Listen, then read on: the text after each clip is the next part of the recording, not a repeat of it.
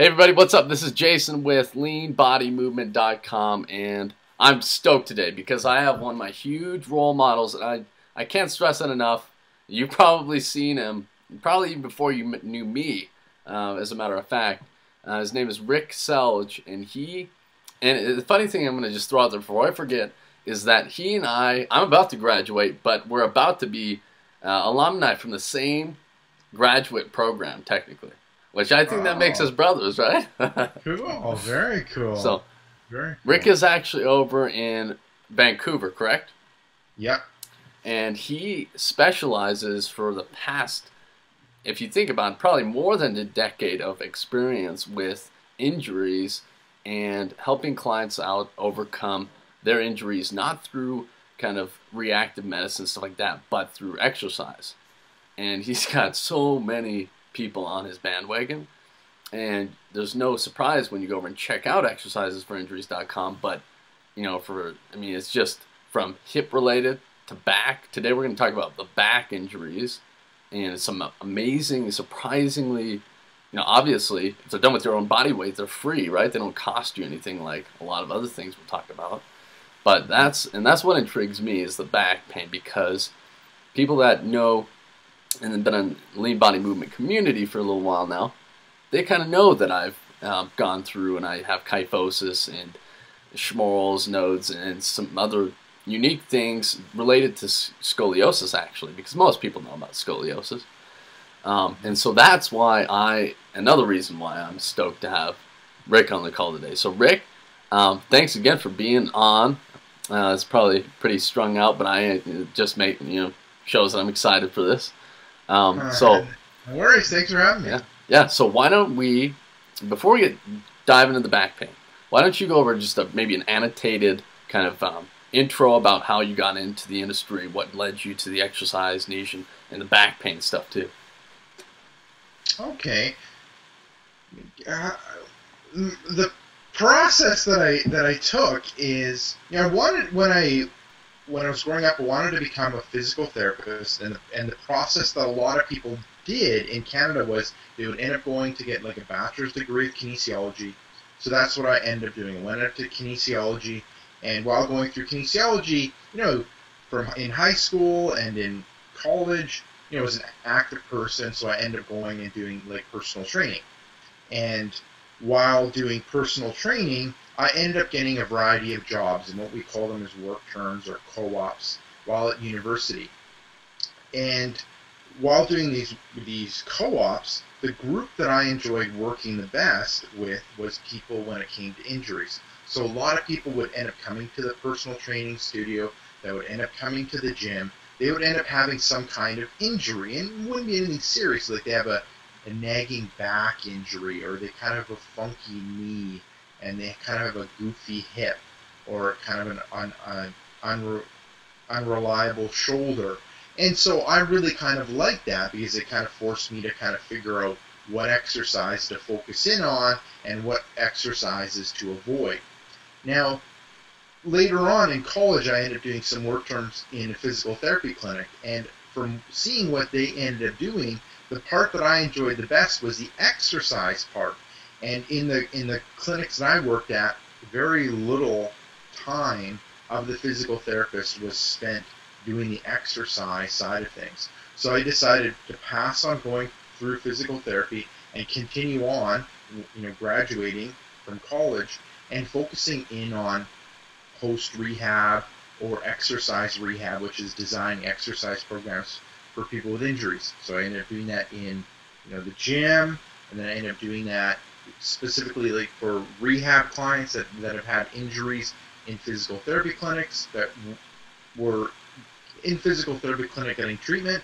So that's kind of how it all ended up evolving. So then I just kind of specialized in those people with injuries. And what I found in gyms, a lot of the personal trainers, they didn't have the knowledge, they didn't feel comfortable, they didn't know what to do with people with old injuries and new injuries. So it was easy for me to end up getting clients, because during the initial assessment, people would end up having all kinds of previous injuries, and people would just give those clients to me, which I didn't mind, because I don't mind fixing them and helping them out.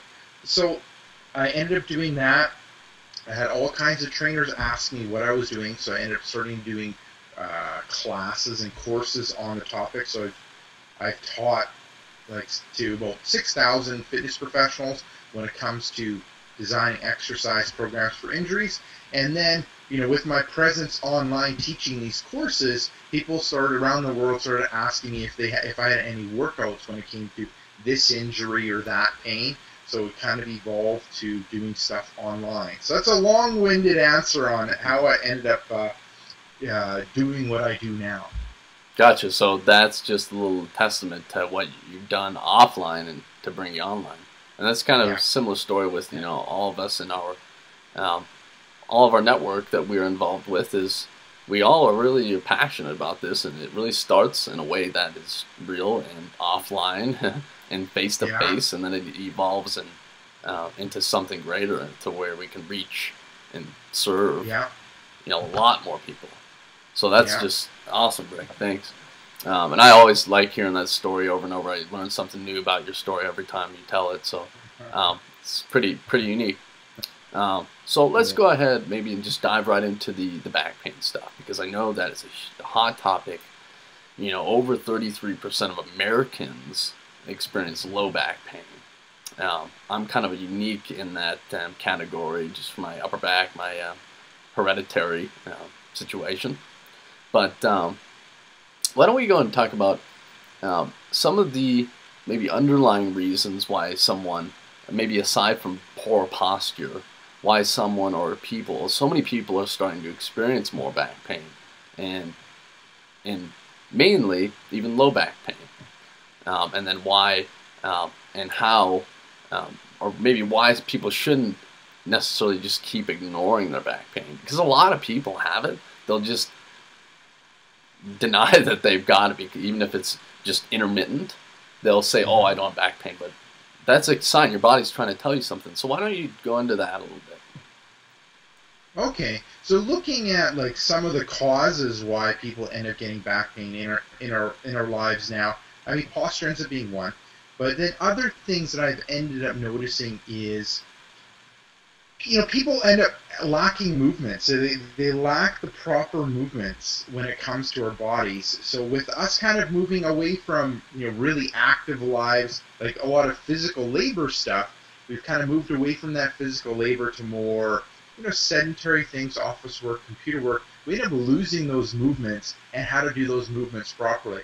So examples would be like just doing the basic movement patterns, like squatting and lifting and pushing and pressing. So a lot of us just don't know how to do that because we haven't done that. And doing those movements, and it could just be throughout the day, it can be just doing stuff around the house or even working out, ends up putting unnecessary stress on the back. So an example would be if you look in the fitness side of things, like a squat. A lot of people just don't know how to squat. They end up putting way too much load on their toes, which ends up putting unnecessary stress on their knees. Also, people just aren't able to differentiate between low back movement and hip movement. So a lot of people will flex their low back and move their hips at the same time.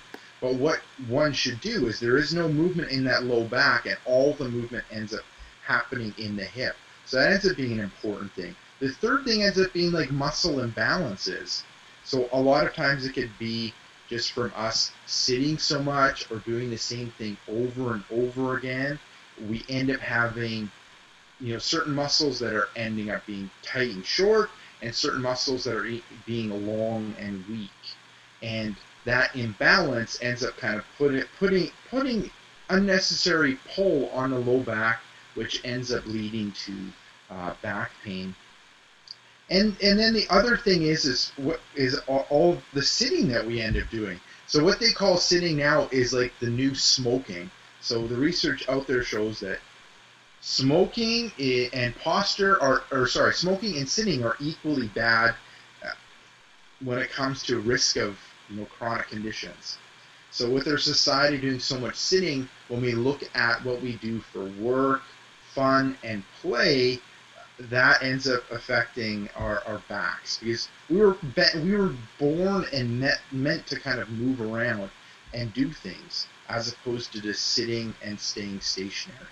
So those would be the main things that end up happening. And probably the fifth is some sort of trauma or some sort of accident. But a lot of times, with the vast majority of people, there is no specific cause. There is no specific incident that led to the back pain. A lot of times it's progressive in nature. So like you said, it'll bother them a little bit, and it'll get progressively worse and progressively worse and progressively worse. And when it comes to the back pain that doesn't have a specific event, they end up calling it like non-specific low back pain. So there is no specific event, there is no specific cause when it comes to the back pain. And I think that's it. What was the second question I was supposed to answer? It was just maybe, I mean, this is kind of, it feeds off the other, and most people can draw conclusions to why this would be, but in your words, why would people want to not or stop ignoring or just brushing off their pain? Okay, and so it ends up being like with pain, it's progressive in nature, just like exercise. I mean, if you end up exercising, you end up getting an acute effect, but if you exercise consistently, you end up getting the result of that exercise. Same thing ends up happening with back pain. It'll just build. It'll build more and more and more and more. And instead of it just being an annoyance or a stiffness, it ends up being full-blown pain, full-blown injury, and then it starts affecting your life, meaning you can't do things, you're having to take days off, you're going to have to take medication, you're going to have to get medical investigations. So it's something one shouldn't end up ignoring when your back ends up starting to bother you, but it ends up being a balancing act as well. I mean, my philosophy is that, I mean, we are our best healers. We can do the most harm to ourselves, and we can heal ourselves the most when it comes to what we eat and how we sleep and our hydration and movement and exercise. We can end up doing the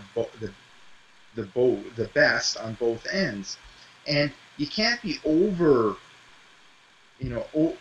hypersensitive to it all. I mean, with every ache and pain, you can't run to the doctor and then request an MRI and then a CT scan and then a specialist appointment. It's a little bit unrealistic. You want to definitely go see the doctor and rule out anything serious if it's something that's inhibiting what you do on a daily basis, like affecting your sleep, affecting your movement, affecting your work. Definitely, see the doctor to rule out anything serious, but you can't kind of overshoot it, because if you end up doing all these medical investigations, they always find something. I mean, I went and saw the chiropractor, and he's like, I want to do an X-ray of your back, and I hadn't had it done. I had an MRI done a number of years ago, so I'm like, hey, let's get an X-ray done. I know something's going to be found, and really not much can be found with an X-ray unless it's serious. And what he ended up finding was like disc space narrowing and disc bulges and disc herniation. So there was all kinds of stuff that he ended up finding, and that's just ending up being from wear and tear, an old accident. And what am I supposed to do? I mean, I could end up being alarmed and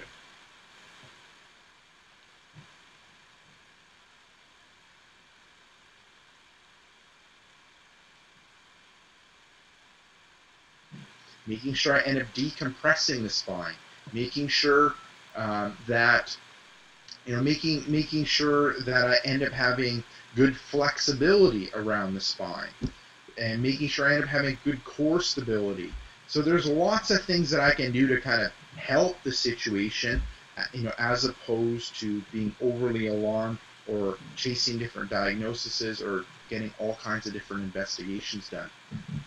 Sweet. Okay. That was very helpful. That was very insightful as well. So along with those, because you just hit on a few of them, and I'm sure you've got a lot of them, a laundry list of them, but maybe just a couple of your top strategies that people don't even need an example for. It's things that they can do that, the time thing, I can't work out because I don't have time. Well, you can do certain things, right? And you showed me many of these that you can do at work. You can do them while you're working, right? So why don't you go maybe your top two? Yeah. When it comes to the working out side of things, we're not really talking about the working out side of things. We're kind of talking about like what are things that you can do when it relates to back health and keeping your back healthy and fending off back pain. One of the things is that decompression that I end up talking about. So when we end up sleeping, our spines end up stretching out and decompressing. And then as we kind of stand, or as we get up, stand, walk around, sit, work, our spines end up compressing more, and we end up getting that tension building up in the spine, and we actually decrease a little bit in height. Now we want to decompress the spine, and what you can end up easily doing in sitting or in standing ends up being better is just reaching up, like you're doing a touchdown, like your referee doing touchdown, and then you're reaching with your shoulders and your mid-back and unloading that spine. You're reaching up for about 2 seconds, you're relaxing, and then you're going up again, reaching for 2 seconds and relaxing. And you're doing that for about 5 or 10 repetitions. And what you're looking at is building at better. The pain isn't going to be completely gone by doing one exercise, but you want that pain or achiness or tension to end up decreasing. And if you feel it decrease, you build on decrease. About 5% of people don't like that decompression or that traction. So if it ends up increasing your symptoms, stop it. Don't do it. Other two things that really are important would be looking at mobility. Mobility in the spine, in the specific areas, ends up being the mid-back area and in that pelvis area, specifically in the hips. So, looking at loosening up your mid-back and then loosening up your hips, that ends up decreasing the stress in the back. Because what happens is your mid-back ends up being tight, your pelvis, hip area ends up being tight, and something ends up having to give in order to allow movement in the body. And the thing that oftentimes gives is that low back, leading to achy back, injury, or pain. So you want to loosen up that mid-back, pelvis, and hip area. And then the third thing ends up working on core stability. I know you talk about a lot of that, is working on that core stability. And I find the easiest way and the best way is just doing plank work. And if you can't do it on the floor, like a full front toes plank, you can go from the knees on the floor, or you can end up utilizing the wall. You can do planks on the wall. And the front plank ends up being good, but that ends up working on your core when it comes to in one direction. So usually forward. So we want to end up doing like a side plank to kind of work on that core when it comes to side. And then we want to end up moving from that front to side in order to work that transverse or that twisting plane of movement. So then we end up kind of targeting that core in 3 dimensions, which is important because you want 3-dimensional strength. You don't want to be strong in one direction because then you're weak in all those others, and those other ones end up increasing the risk of your injury. So those would be the 3 that I would end up focusing on: decompressing the spine, working on that mobility in the spine, specifically in the mid-back, pelvis, hip area, and then really working on that core in 3 dimensions. So those are very easy to do. Perfect. That's awesome. And I know that we actually have a video, kind of a special for everybody over at Lean Body Movement. We hit in Vegas just a few weeks ago, and you were going over traction with me. There's actually a couple ways. I really like the almost it's like a triple extension movement. Yeah. But then also the one where you're hanging from a pull-up bar. That one's, it would seem so basic, but it's so powerful. Even if you're doing 2-second hold, 4-second hold, 10-second hold. Great stuff. I mean, people just don't really think about the simple things enough. So. Yeah, I mean, if you look at the inversion stuff, like it was big in the 80s, the inversion tables where you'd flip yourself upside down, and people would buy them, or you'd have the space boots, and they put the space boots and hook themselves up to a bar. So that was popular in the 80s, and you've kind of seen it come back with the CrossFit. They've been doing more and more of that inversion stuff. And you might not have like a specific inversion table, but a lot of people benefit from that traction or that decompression. And there's other ways to do it, like you said, inversion table. I can end up grabbing a bar or just utilizing your muscles to kind of reach up and unload that spine. Sweet. Yeah, the other thing is, like, before I got my inversion table, which I'll do right after this interview, not because we had the interview, just because it's my daily routine, I promise. But what I would do is I'd just take 2 chairs, and I would almost do like a dip, and I'd go down, and then I'd just hold myself up. And if Yeah. you drop those hips, like you'd say, Yeah. then it'll also provide that natural traction. So you don't necessarily even need anything for good traction. No, no, no. You can use your body weight. Yeah, and that's perfectly fine. You don't need a machine. You know, some people get a lot of benefit from it, and it ends up being the answer for them. So you can get a machine, but a lot of times you don't need to get the machine. Perfect. Sweet. Good deal. So why don't we go on to more about fix my back pain, because it's a big thing that you've already had huge, tremendous success with, both in person with your live clients, your seminars now, and this is going to be a huge one for everybody. So why don't we talk about maybe the first case study that comes to your mind that they were completely just helpless over the back pain. You helped them out of it. I mean, probably the one that really ends up standing out the most was a lady that what is a nurse, and she ended up coming and she ended up having back pain, and she ended up trying physical therapy, had limited success with that. She saw her doctor. Her doctor ruled out anything serious and kind of encouraged her to exercise. And she heard about me and came and saw me when it came to her back. And she could see that my approach ended up being a little bit different, because a lot of times the thought out there is that you just end up focusing on strength and stretching and everything will be fine with the back. And what I end up doing is I kind of step back a little bit, and what I want to do is reshape the joint from a painful joint to a pain-free joint, and we need to do that in the back.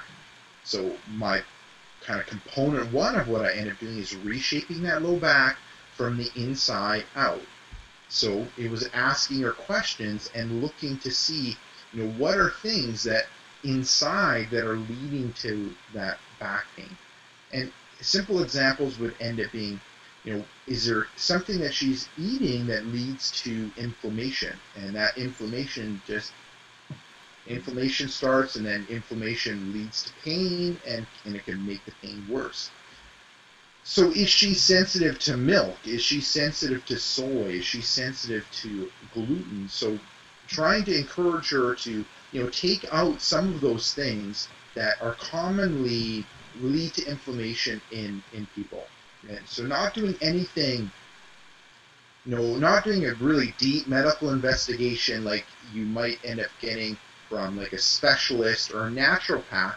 Is just encouraging her over a 7-day period, try to take out some of these things that are known to be inflammatory with people.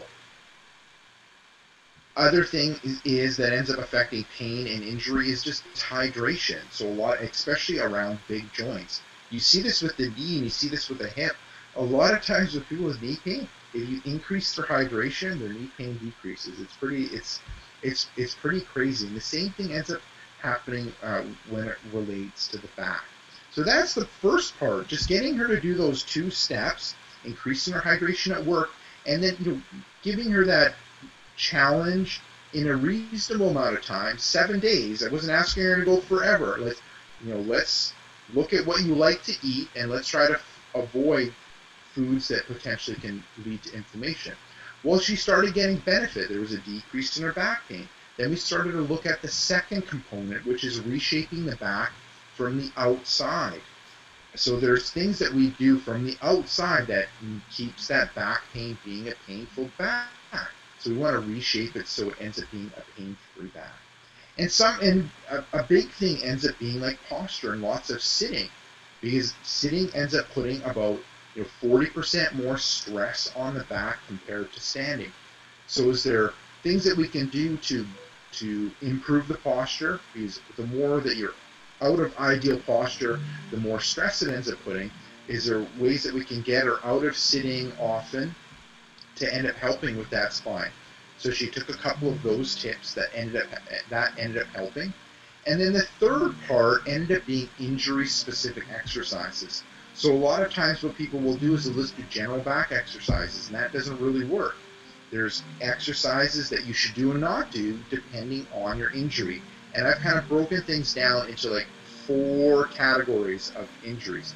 So it ends up being like disc herniations, disc bulge, sprains and strains, sciatica, and then all other back injuries. And those all other back injuries tends to be more extension intolerant injuries, injuries where there's certain injuries that they don't like extension, so arching back. And then she ended up having that disc herniation, disc bulge, so we ended up focusing in on those. We ended up focusing on those exercises, and it ended up helping her. So we gave her some easy things that she can do when it comes to what she's eating and consuming. That ended up helping. Second part ended up being giving her some ideas when it came to the sitting side of things. And then the third part was doing injury-specific exercises. So it ended up working for her and helping her out. She ended up becoming more pain-free. And then she also ended up being educated on what she can end up doing. Because, my big philosophy is I don't want people to come see me forever. I don't want to train people for 10 or 20 years, the same person. I want to educate you on what you can do for your injury and pain, and then go do it. I'll guide you a little bit. Here are the tools, here are the steps, and then you go out on your own. I really believe that. I don't like seeing people more than 5 sessions. If I can't help you within 5 sessions, then either I've done something wrong or you've done something wrong. That's awesome, Rick. That's awesome. Thank you so much for that. That's really cool. The water thing, I normally try to get at least a gallon in a day, but that is still really huge information even for me, because obviously I don't dive into the injuries. So thank you. Yeah. Why don't we, before we go, unless there's anything else you want to hit on, why don't you tell us where we can find you, where we can follow you, and then, the best place to go, if you go to my website, exercisesforinjuries.com, what I always tell people is, just enter in your injury or pain in the search box on my site. There's a good chance that I'll have like an article or a video or an interview for you that'll end up helping with your injury or pain. So that's the best place to go. You can ask me questions there. You can see my videos. You can see articles. You can, visit me on Facebook and ask me more questions. That's probably the best place to connect with me. Perfect. Awesome. I know that I'm a follower of you. It's been awesome doing my own research on the site. It's been so much information on there, from knees, ankle, hip, and that is all connected. People gotta view things as a web, right? Everything. If you're nursing or trying to nurse, like maybe a hurt ankle, that's gonna end up affecting. If you don't correct that, in the right way, it's gonna end up affecting the whole, what we call the kinetic chain. And Rick and I have the same background, so we know what that means. Yeah, and an example ends up being, I had this client.